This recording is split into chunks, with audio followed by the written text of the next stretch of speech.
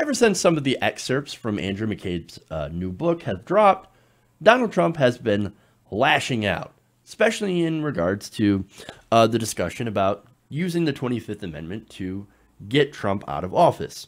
Now, McCabe, of course, was fired as deputy director of the FBI literally hours before he would have been eligible for his retirement and his pension. That, of course, is definitely timed to inflict maximum pain on McCabe. It is a huge slap in the face. And so here you have this book that is delicious revenge. Now, in response, of course, to the book coming out, Trump took to Twitter. He said this: disgraced FBI acting director Andrew McCabe pretends to be a poor little angel, when in fact, he was a big part of the crooked Hillary scandal and the Russia hoax. A puppet for Lincoln James Comey. IG report on McCabe was devastating. Part of insurance policy in case I won. Many of the top FBI brass were fired, forced to leave, or left. McCabe's wife received big dollars from Clinton people in her campaign. He gave Hillary a pass. McCabe is a disgrace to the FBI and a disgrace to our country. Make America great again. There was a lot in those two tweets.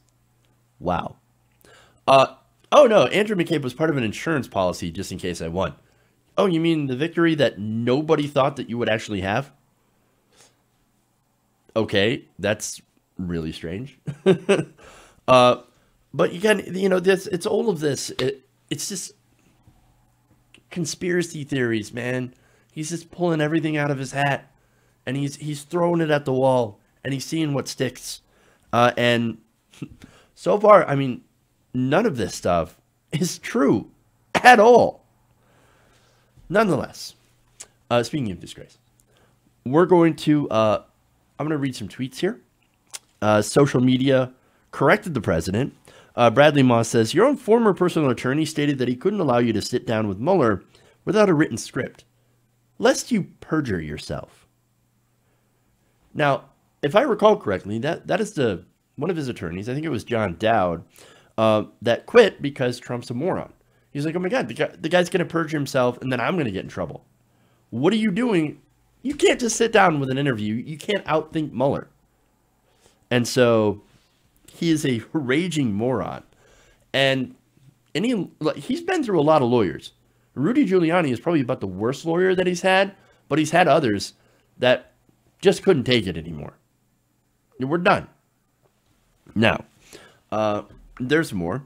John Aravosis, says, no, you're the puppet. And that's a reference, of course, to the campaign. I think it was a debate. I think where Hillary Clinton called him a puppet of Putin. And he says, no, you're the puppet. I know, he's a very stable genius. It's a great retort.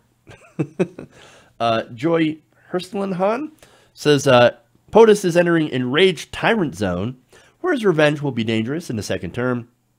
That's a good point. If he ends up getting a second term, there are no limits.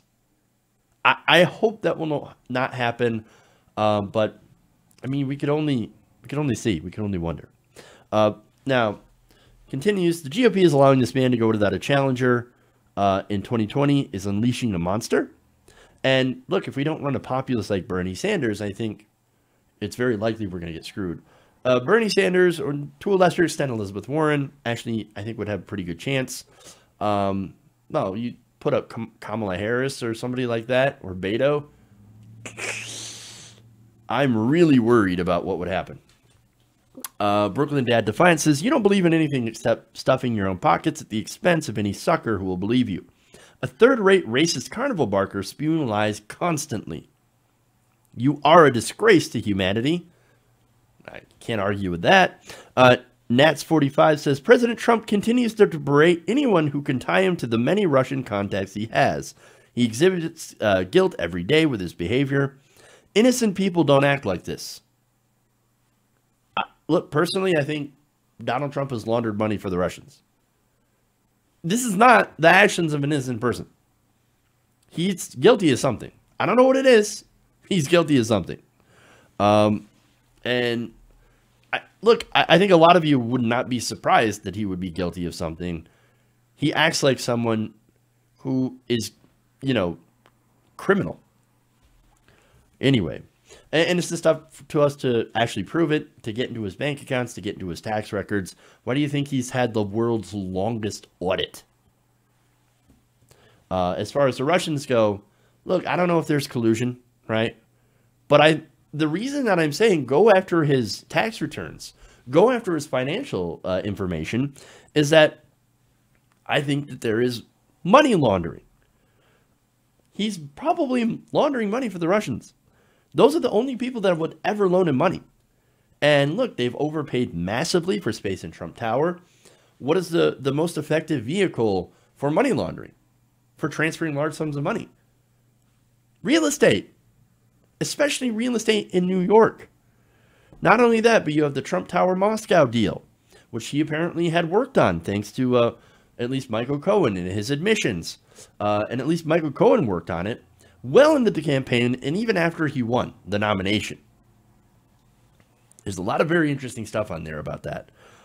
And a lot of it involves Trump getting financed by Russian oligarchs. You want to say that there's no coincidence? Come on, come on.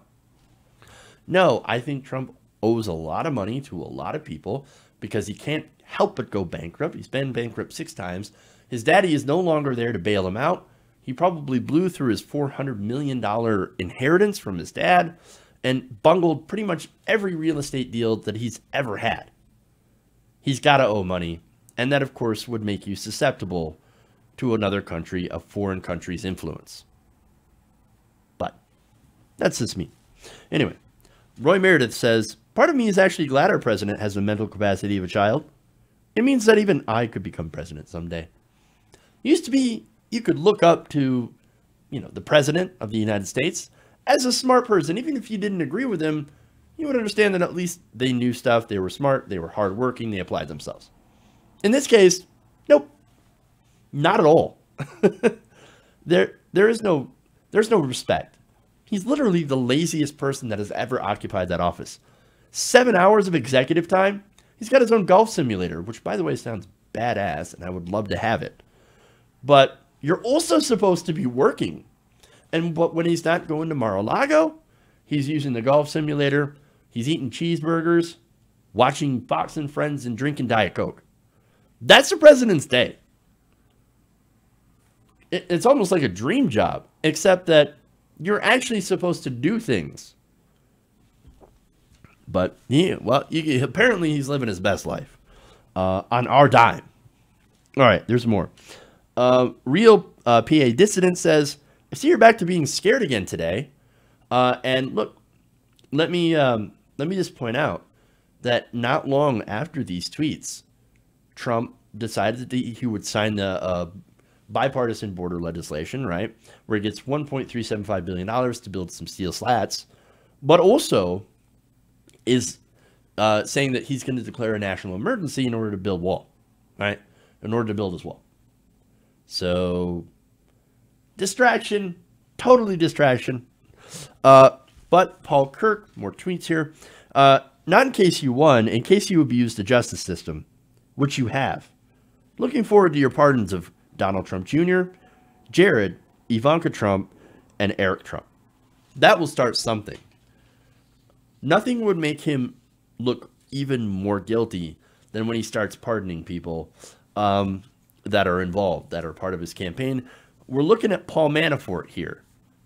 If he pardons Manafort, that says something very interesting. Lauren Damewood says, on the anniversary, and this is a great point here, of the Marjorie Stoneman Douglas mass shooting on Valentine's Day, the only thing this guy's mind is in is the fact that he's going to go to jail if he can't succeed in undermining the criminal case against him. From his point of view, I guess it makes sense. That's really important. A lot of people have kind of missed that this is the anniversary of an incredibly deadly mass shooting in Florida. And is the reason, of course, that why we have the March for Our Lives, a renewed push for gun control. And yet still, of course, the government, Congress will not take up any pieces of gun legislation to try to prevent another massacre. Because look, I don't report on a lot of these shootings anymore because they happen so often. But instead of actually declaring a national emergency on gun violence, for example, no, it's about the border, and really it's a distraction from all the stuff that's going on here.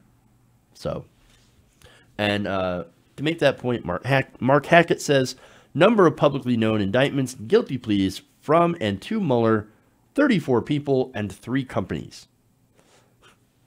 And finally, I think the best one here, Bernie Michalek says, well, this should help McCabe's book sales. Look, if you're a Trump official or you're in the White House right now, you can be sure that there is money waiting for you as soon as you leave and read a book. This isn't the first book to come out. People who have had, interactions with Trump or was in the Trump government, it ain't going to be the last one. And those books are going to be very, very interesting to read because, as I've said before, this is the most not normal, dysfunctional administration I have ever had the displeasure of living through. And I'm pretty sure a lot of you feel the same. Hey guys, hopefully you enjoyed that free video. Now I'm going to have to ask you a favor. Between the demonetization and the YouTube algorithm messing around with view counts, etc., we're having a hard time adjusting to the new YouTube reality, which is where you guys come in. See, we have a patreon.com/TYTNation set up to help us rely on you guys, the viewers, instead of big corporate ads. Look, you know the show. You know I'm not in favor of big corporations anyway. So help us transition away from relying on the ad model to pay the bills and sign up to be a patron, patreon.com/TYTNation. That goes a long way to help us keep the lights on. And you guys will know that you're supporting independent, progressive media.